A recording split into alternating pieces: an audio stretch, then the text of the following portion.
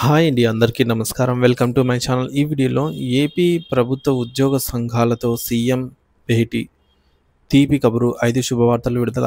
దీనికి సంబంధించిన పూర్తి తాజా సమాచారాన్ని అయితే వీడియోలో తెలుసుకుందాము. వీడియో అయితే ఎక్కడ గాని స్కిప్ చేయకుండా ఎండ్ వరకు చూసేయండి. అప్పుడే ఇన్ఫర్మేషన్ పూర్తిగా అర్థమవుతుంది. అలాగే వీడియో చూస్తున్న ప్రతి ఒక్కరు వీడియోకైతే లైక్ చేయండి ఫ్రెండ్స్. ఈ వీడియోని తోటి ఉద్యోగ పెన్షన్ మిత్రులతో అయితే షేర్ చేయండి.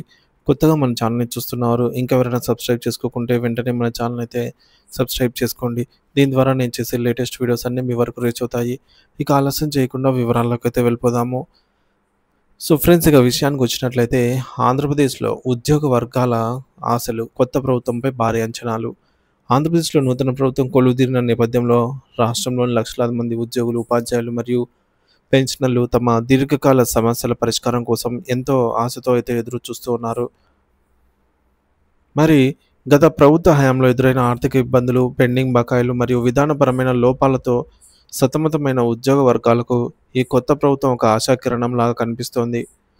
ఈ క్రమంలో గౌరవనీయులైన ముఖ్యమంత్రి శ్రీ నారా చంద్రబాబు నాయుడు గారు ఈ నెలాఖరులో ఉద్యోగ, ఉపాధ్యాయ, పెన్షనర్ల సంఘాల ప్రతినిధులతో సమావేశం కానుండటం ప్రాధాన్యతను సంతరించుకుంది. ఈ సమావేశం ఉద్యోగుల సంక్షేమం, ఆర్థిక భద్రత మరియు వృత్తిపరమైనటువంటి అభివృద్ధికి సంబంధించి ఒక నూతన అధ్యాయానికి నాంది పలుకుతుంది అని సర్వత్రా ఆశ వ్యక్తమవుతోంది. ఈ సమావేశంలో ప్రధానంగా 5 కీలక అంశాలపై సానుకూల ప్రకటనలు వెలువడే అవకాశం ఉందని విశ్వసనీయ వర్గాల ద్వారా అయితే తెలుస్తోంది. ముఖ్యంగా కరువు భత్యం, డిఏ, డిఆర్ బకాయిల చెల్లింపులు. ప్రభుత్వ ఉద్యోగులు మరియు పెన్షనర్లకు ఇది అత్యంత ముఖ్యమైన మరియు తక్షణమైన ఆర్థిక ఉపశమనం కలిగించే అంశము. మరి జూలై 2018 నుంచి జనవరి 2024 వరకు ప్రకటించిన సుమారు 10 విడతల కరువు భత్యం, డిఏ, డిఆర్ బకాయిలు పేరుకుపోయాయి. గత ప్రభుత్వం వీటిని సకాలంలో చెల్లించడంలో విఫలం కావడంతో ఉద్యోగ పెన్షనర్లు తీవ్ర ఆర్థిక ఒత్తిడిని ఎదుర్కొంటున్నారు. ప్రభుత్వ ప్రణాళిక. పెండింగ్లో ఉన్న ఈ బకాయిలను ఒకేసారి చెల్లించడం ప్రస్తుత రాష్ట్ర ఆర్థిక పరిస్థితుల్లో కష్టసాధ్యం కాబట్టి వీటిని విడతల వారీగా ఉద్యోగులకు ప్రావిడెంట్ ఫండ్, పీఎఫ్ మరియు బ్యాంకు ఖాతాల్లో జమ చేసేందుకు ప్రభుత్వం ఒక స్పష్టమైన ప్రణాళికను రచిస్తోంది. ఉద్యోగ సంఘాలతో చర్చించి ఆమోదయోగ్యమైన చెల్లింపుల షెడ్యూల్ను ప్రభుత్వం త్వరలోనే ప్రకటించే అవకాశం అయితే ఉంది. మరి మొత్తం ఆ బకాయి అంచనా వేయబడినటువంటి బకాయిల ఉదాహరణకు చూసుకున్నట్లయితే 11 పీఆర్సీలో కొన్ని డిఏలు విలీనం కావడము, కోవిడ్ సమయంలో కొన్ని డిఏలను రద్దు చేయడం వంటి కారణాల వల్ల మనకు ఈ యొక్క డిఏల అంచనా మాత్రమే మనమైతే ఇప్పుడు కనుగొగలం అనమాట. సో వాస్తవ విలువల్లో స్వల్ప మార్పులైతే ఉండవచ్చు. సో ఈ టేబుల్ అయితే చూడండి ఫ్రెండ్స్ ఒకసారి. సో ప్రాథమిక వేతనం బేసిక్ 25,000 ఉన్న వారికి రావాల్సినటువంటి మొత్తం డిఏ, డిఆర్ బకాయిల అంచనా ప్రకారం మాత్రమే అండి ఇది. సో అంచనా ప్రకారం మాత్రమే 25,000 బేసిక్ పే ఉన్న వారికి అయితే ₹1,90,000 అయితే డిఏ రూపంలో రావాల్సి అయితే ఉందన్నమాట. అలాగే 40,000 బేసిక్ పే ఉన్న వారికి 3,08,000, 60,000 బేసిక్ పే వారికి 4,63,000, 80,000 బేసిక్ పే వారికి 6,17,000, ₹1,00,000 బేసిక్ పే వారికి ₹7,71,000 వరకు డిఏ బకాయి రూపంలో అయితే ఇప్పటివరకు అందాల్సి ఉందన్నమాట. సో అంటే వారి వారి బేసిక్ పేని బట్టి వారికి రావాల్సిన అమౌంట్ ఈ టేబుల్‌లో చూడొచ్చు. కానీ ఈ టేబుల్ అయితే ఎగ్జాక్ట్ వాల్యూ అయితే కాదండి. ఇందులో ఉన్న డిఏలలో సో వీటిలో కొన్ని డిఏలను కరోనా సాకుతో మాఫీ చేశారనమాట. అలాగే మరికొన్ని డిఏలను పీఆర్సీలో విలీనం చేశారనమాట. ఈ అమౌంట్ పోగా మనకు మిగిలిన అమౌంట్ ఎంత అనేది తేలాల్సి ఉందన్నమాట. అది ప్రభుత్వమే ఖచ్చితంగా చెప్పాల్సిన అవసరం అయితే ఉంది. సో అలాగే మన పే స్లిప్‌లో కూడా మనకు రావాల్సిన అమౌంట్ ఎంత ఏమనేది మెన్షన్ చేయాలని ఉద్యోగ పెన్షనర్స్ పట్టుబడుతున్న నేపథ్యంలో ప్రభుత్వం మరి ఈ నెల ఈ యొక్క మనకు అక్టోబర్‌లో జనరేట్ అయ్యే పే స్లిప్స్‌లలో ఏమన్నా వస్తుందనేది చూడాలి ఫ్రెండ్స్. ఇకపోతే ఈ బకాయిల చెల్లింపులు ఉద్యోగుల ఆర్థిక ఇబ్బందులను గణనీయంగా తగ్గిస్తుందని, వారి కొనుగోలు శక్తిని పెంచుతుందని అయితే భావిస్తున్నారు. ఇకపోతే రెండవ శుభవార్త, 12వ వేతన సవరణ సంఘం పీఆర్సీ ఏర్పాటు.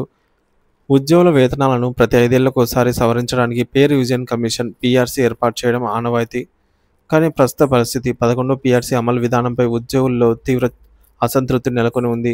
ఫిట్మెంట్‌తో సహా అనేక అంశాల్లో నష్టం జరిగిందని భావించినటువంటి ఉద్యోగ సంఘాలు దీన్ని రివర్స్ పీఆర్సీగా అయితే అభివర్ణించాయి.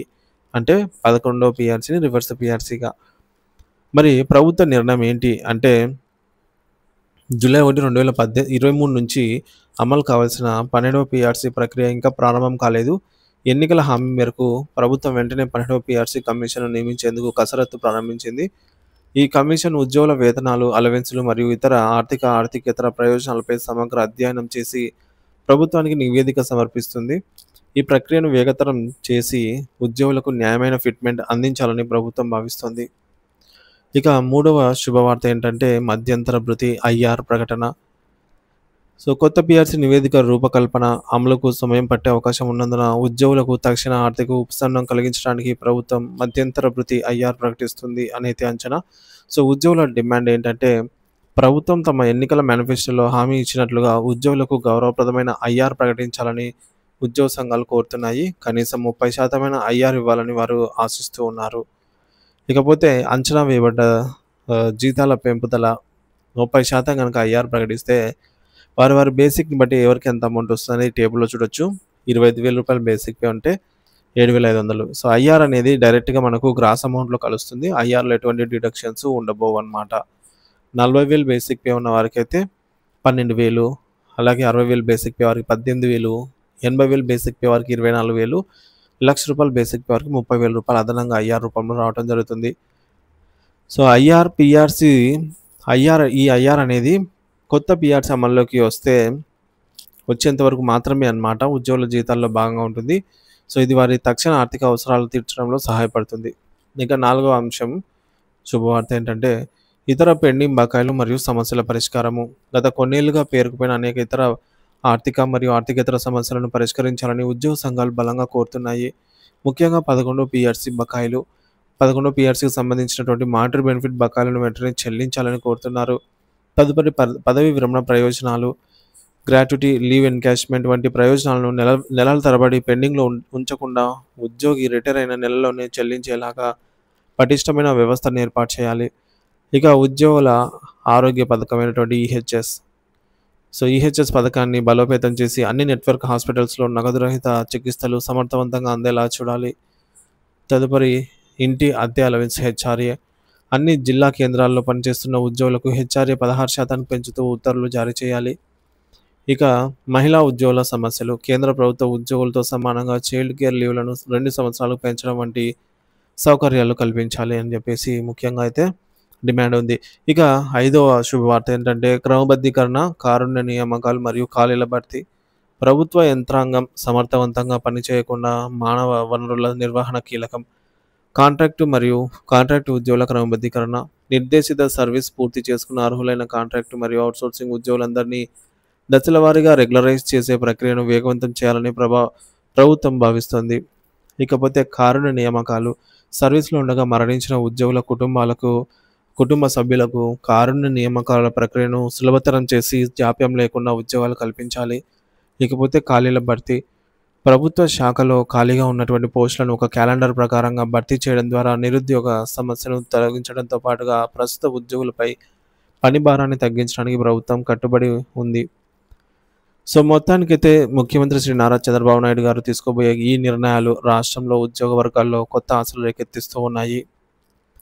మరి ఈ సమావేశం కేవలం చర్చలకే పరిమితం కాకుండా స్పష్టమైన కార్యాచరణకు, నిర్దిష్టమైన కాలపరిమితితో కూడిన ప్రభుత్వ ఉత్తర్వుల జీవోలకు దారి తీయాలని ఉద్యోగ పెన్షనర్లు ప్రగాఢంగా ఆశిస్తున్నారు. ప్రభుత్వానికి ఉద్యోగులకు మధ్య సత్సంబంధాలు రాష్ట్ర అభివృద్ధికి దోహదపడతాయి అనటంలో సందేహమే లేదు.